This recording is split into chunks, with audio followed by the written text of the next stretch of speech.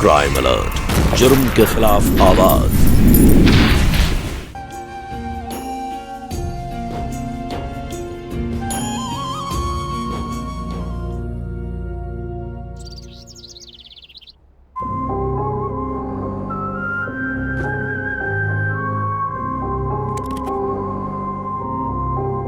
रोज बाहर का ही खाना चाहिए ना तुम्हें? मुझे तो लगता है इस घर में तुम सिर्फ नखरे दिखाने आई हो।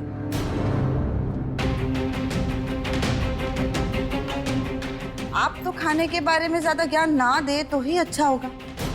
वैसे एक बात बताओ मम्मी जी, आपने अपने बेटा पैदा होने के टाइम क्या कोयले खाए थे? तो उसकी शक्ल आज उल्टे तवे के जैसी पैदा हुई है। ऐसी बातें कर रही हो तुम नंदिनी। हीरा है मेरा बेटा। हीरा नहीं है, कोयला है। हीरा तो मैं हूँ तो उस कोयले की खदान में घुट घुट के जी रही। मन तो करता है ना। क्या करता है तुम्हारा मन? भगवान किसी दुश्मन के घर पे ऐसी बहू ना दे। हो गया, भूख लग रही है, हटो यहाँ से।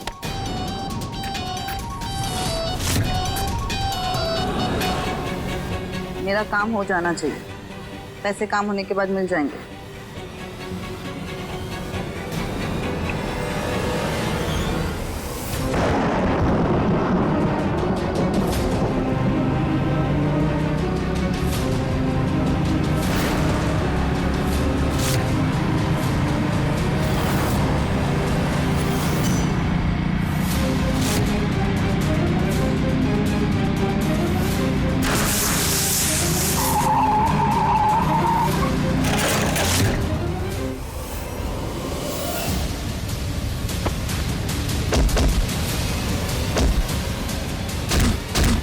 क्यों मार रहे हो मुझे?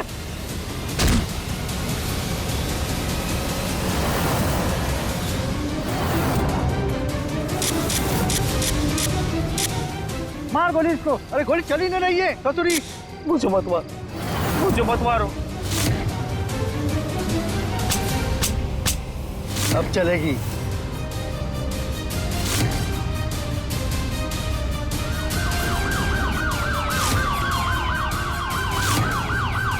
लगता है पुलिस आ रही है। इसको छोड़, चल भाग।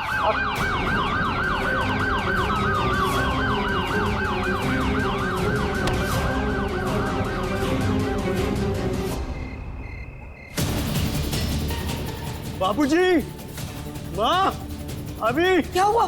क्या हुआ भैया? क्या हो गया? कैसे? अरे क्या हुआ? हाँ? क्या हो गया मेरी बेटी को? सूरज,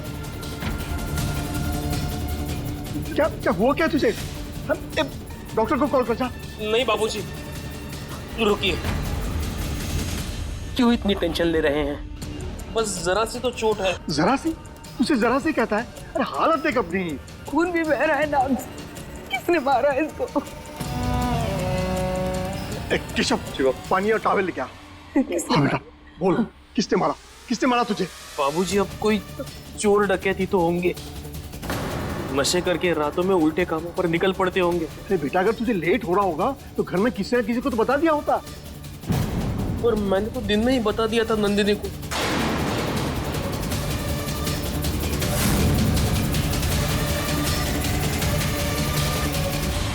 अब बाबूजी, वो सॉरी, मैं बताना भूल गई। ला, ये ले बेटा, पानी पी।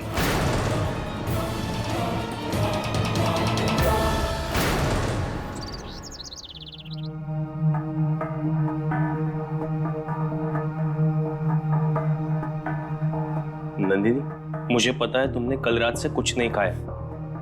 ये लो, खाना खा लो। मैंने खास तुम्हारे लिए अपने हाथों से बनाया है। खाना मत खिलाओ मुझे, जहर दे दो, जहर। मुझे ये सब नहीं चाहिए। तो आखिर क्या चाहिए तुम्हें? तुम बताओ तो सही, तुम्हें जो चाहिए वो मैं दूंगा। मुझे डिवोर्स चाहिए। डिवोर्स? ये क्या कह रही हो नंदिनी? मैं ये कह रही हूँ कि तुम मुझे डिवोर्स दे दो ना। सिर्फ डिवोर्स है, मुझे डिवोर्स के साथ साथ 15 लाख रुपए भी चाहिए। और इसे भीख मत समझना। ये वो पैसा है जो मेरे पापा ने मेरी शादी में लगाया था। नंदिनी, तुम्हें अगर पैसे चाहिए तो मैं पैसे दे दूंगा, पर मैं तुम्हें डिवोर्स कैसे दे सकता हूँ? नहीं, मुझे डिवोर्स और पैसे दोनों चाहिए। तुम्हें क्या लगता था सूरज, मैं अपनी पूरी जिंदगी एक कौवे जैसे रंग वाले आदमी के साथ रहूंगी? हाँ,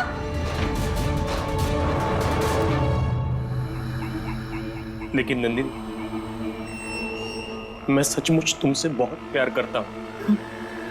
प्यार?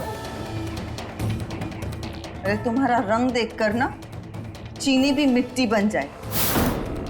तुम्हारे साथ कहीं जाने में शर्म आती है मुझे। ये मेरा पल्लू भी ना तुम्हारी शक्ल से ज्यादा चमकता है। प्यार तो तब होता ना जब तुम्हारा चेहरा भी देखने लायक होता। तुम अंधेरा हो सूरज और मैं रोशनी। हम दोनों का ना कोई मेल नहीं है। ये बात जितनी जल्दी अपने दिमाग में डाल दो उतना अच्छा है तुम्हारे लिए। हटो मन से।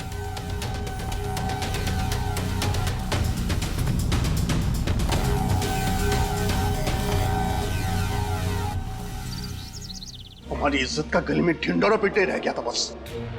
बेटा, नंदिनी में अभी बचपना है, हमें भी उसकी बहुत सारी बातें अच्छी नहीं लगती, लेकिन इसका मतलब ये नहीं है कि हम उससे प्यार नहीं करते। वो हमारी बहू है, हमारी बेटी है। डिवोर्स लेने से तुम दोनों की जिंदगी बर्बाद हो जाएगी सूरज। लेकिन माँ, नंदिनी अगर मेरे साथ खुश नहीं रह सकती तो ऐसी शादी का मतलब ही क्या रह जाता है? ऐसा है भैया, तुम एक काम करो, तुम ना सबसे पहले मुझे मार डालो। बाबूजी, मुझे मार डालो, फिर अपनी माँ को मार डालो। जब हम लोग नहीं रहेंगे तो जो मर्जी वो करना। डिवोर्स देना है तो डिवोर्स दो, जो मर्जी वो करो, लेकिन जब तक मैं जिंदा हूं इस घर की इज्जत पर मैं आंच भी नहीं आने दूंगा। अरे लेकिन सुनिए तो, आप जरा शांत तो हो जाइए।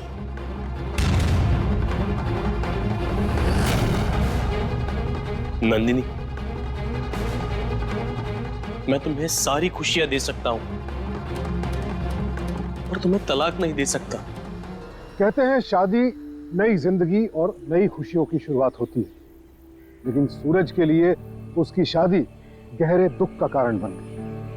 उसने हर कोशिश की अपनी पत्नी नंदिनी को सारी खुशियां देने की, लेकिन फिर भी वो नंदिनी के मन में अपने लिए प्यार पैदा नहीं कर पाया।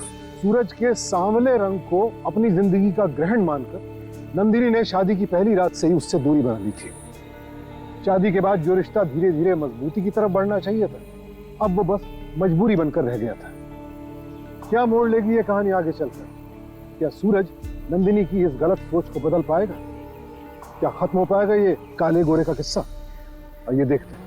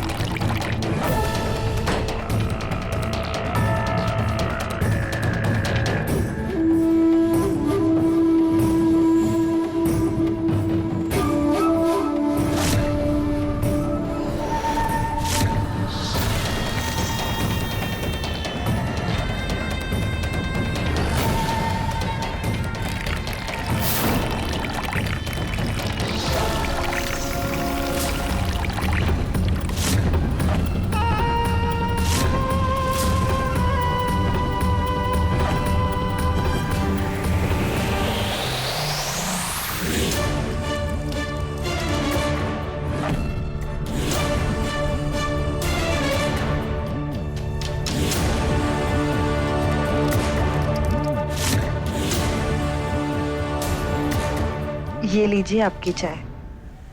अरे, आज चाय बड़ी प्यार से मिल रही है।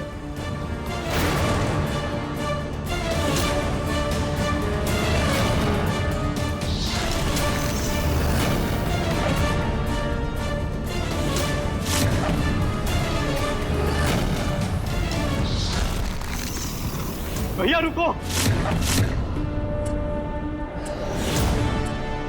चाय में जहर है, मत पियो।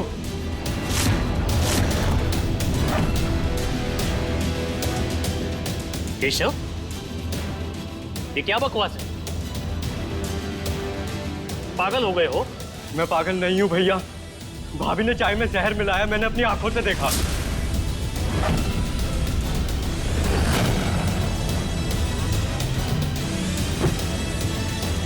बस केशव, हर बार नंदिनी के बारे में मेरे कान भरना बंद कर दो। ये क्या जहर वहर लगा रखा है तुमने? क्या कहा तूने? माँ, भाभी ने चाय में जहर मिलाया है।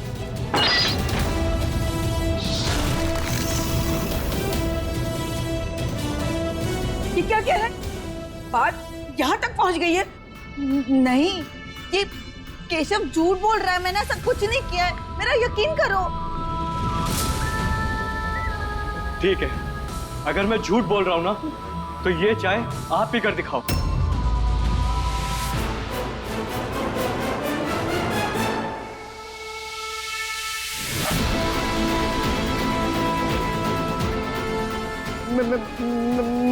मैं क्यों पीऊंगी ये चाय? अगर कुछ गलत नहीं किया तो डर कैसा?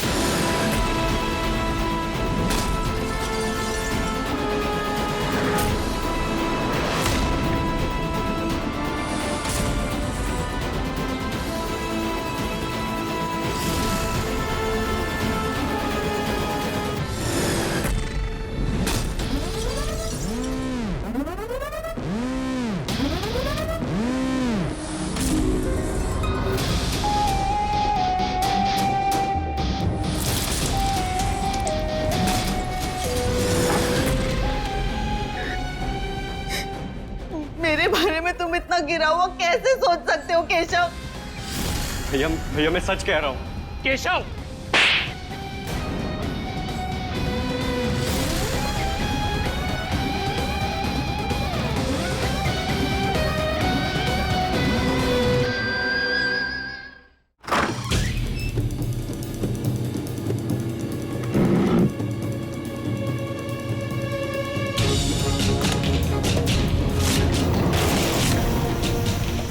इसका मतलब मेरा शक सही था।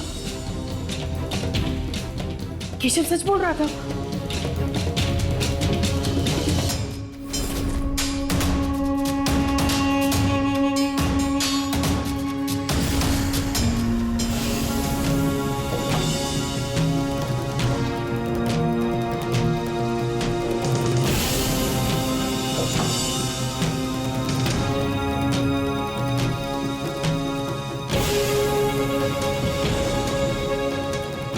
क्या छुपा रही है? कुछ भी तो नहीं। अच्छा, हाथ दिखाओ अपना।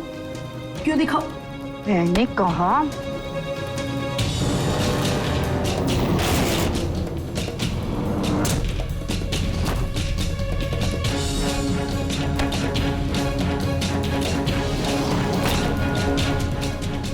अच्छा, तो तुझे भी पता चल गया? हाँ, मत कर बेटा ऐसा, ये तेरा अपना ही घर है। बेटा मेरा कोई रिश्ता नहीं है इस घर से। हाँ, इस घर में मुझे जेल की तरह महसूस होता है, समझी?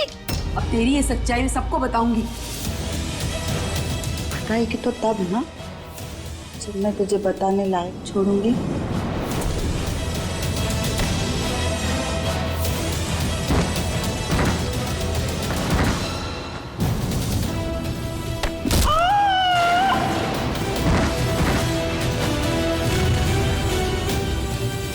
माँ,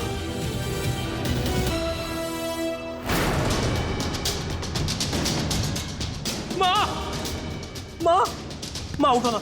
माँ, माँ आंखें खोलो। माँ, माँ क्या हुआ? आंखें खोलो माँ, उठो माँ।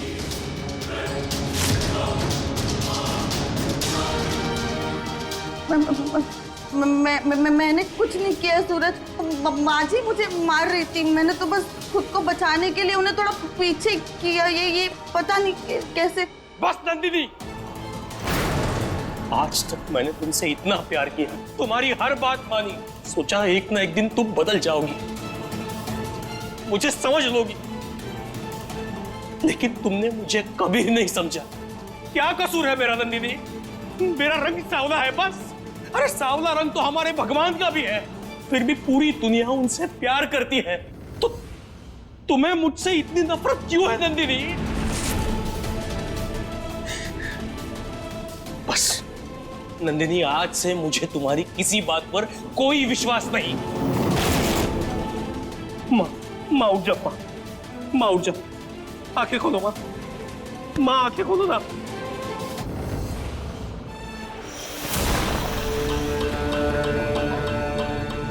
चल बेटा, तेरी माँ को आराम करने दे।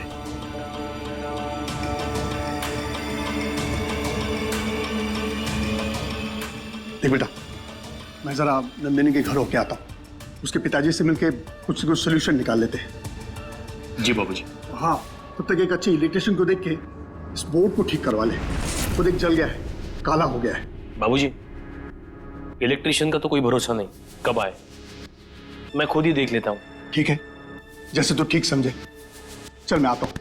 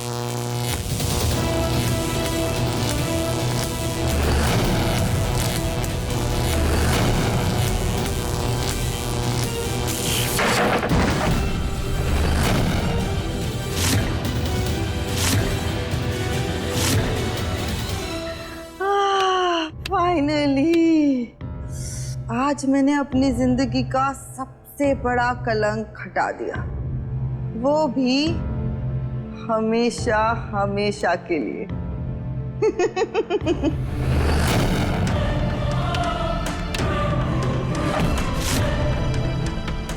भैया, भैया, भैया, भैया, भैया,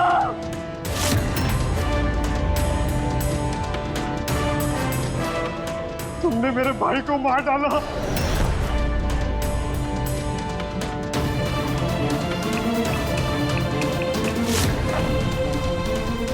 हेलो, पुलिस स्टेशन।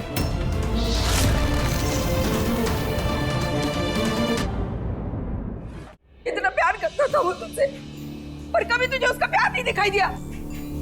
हमेशा अपने मन का करती रही तू।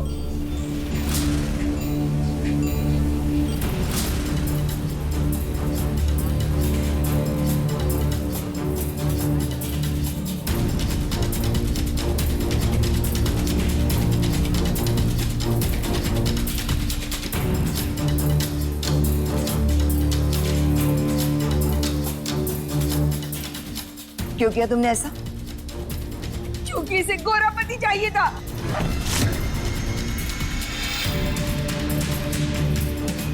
शर्म आनी चाहिए तुम्हें। तुमने गोरे रंग के कारण एक मासूम इंसान की जिंदगी के साथ मौत का खेल खेला। हमें रंग, जात और ऊंच नीच से बाहर आना होगा। इंसान का सच उसके चेहरे में नहीं, उसकी नीयत में होता है, और तुम्हारी नीयत जहर से भी ज्यादा काली निकली। समझ लो, जब प्यार में भेदभाव घुस जाए तो सिर्फ दिल ही नहीं टूटते, कई जिंदगियां बिखर जाती हैं। नफरत का अंजाम सिर्फ तबाही होता है, और तुम इस तबाही की मिसाल बन चुकी हो।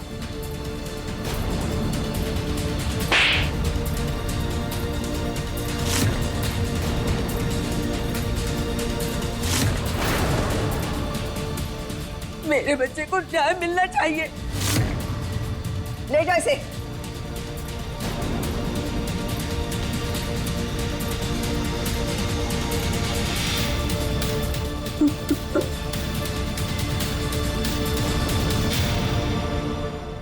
चाहे हमारे गांव हो या शहर, ये गोरे रंग के पीछे दौड़ की होड़ सब तरफ है। लोग आज भी इस गुलाम मानसिकता के शिकार हैं।